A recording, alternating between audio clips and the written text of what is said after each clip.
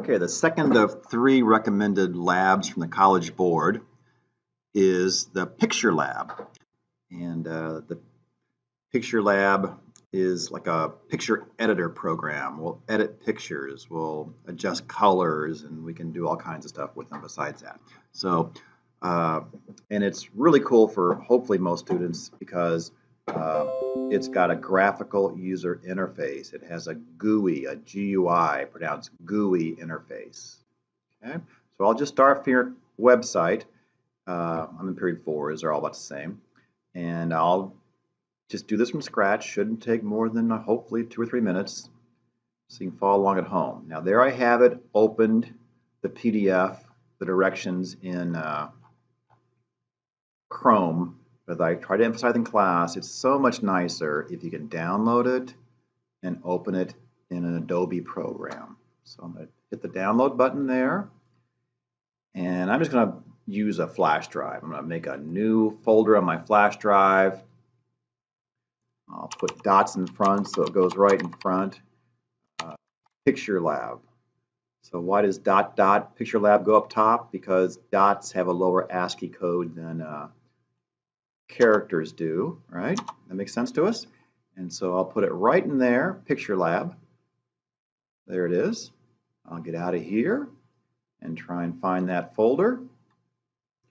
Let's see, so this PC, there's my USB drive, and there's Picture Lab.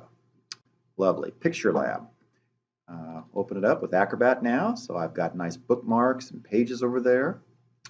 And the first thing to do is download the files for this Picture Lab. Again, I tried to emphasize, keep yourself organized this week, lots of files.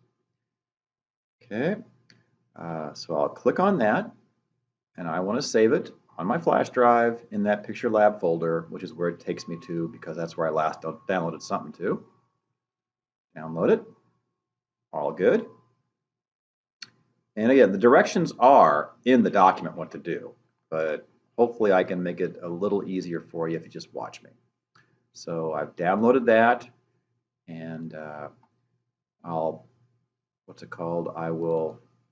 extract all the compressed files out. All right, they're all extracted. It made a folder called PixLab. And now I've got my flash drive, Picture Lab folder, my PDF, the zip, which I don't need anymore. I can just delete that now.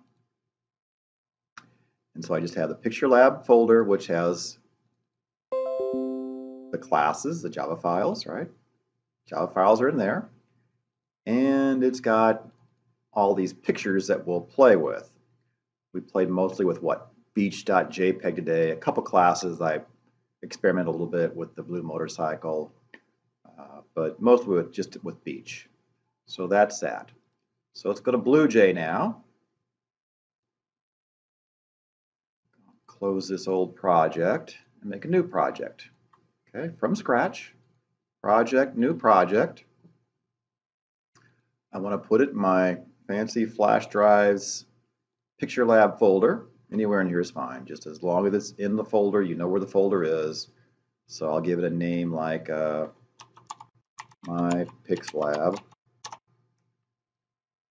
And now I just want to import a couple folders. That's the quickest way that I can explain to you how to do it. Okay, the classes folder, just highlight it. Don't go inside it. People will know you did. You got purple boxes and weird things, and it'll be a little embarrassing perhaps, and it's not what you want to do. So just import that. In like 2 seconds, the files show up. They will compile now right away. And then import the images folder. The directions say take the images folder and put it up a level, basically. But I think it's just a little easier, definitely safer, if you just import it. Because you just import classes, do the same thing with images. And now when you run one of our testers, one of our mains, let's see, there's Picture Explorer, there's picture tester, right? Let's just run Picture Explorer. It's the simplest one, and you should see our beach.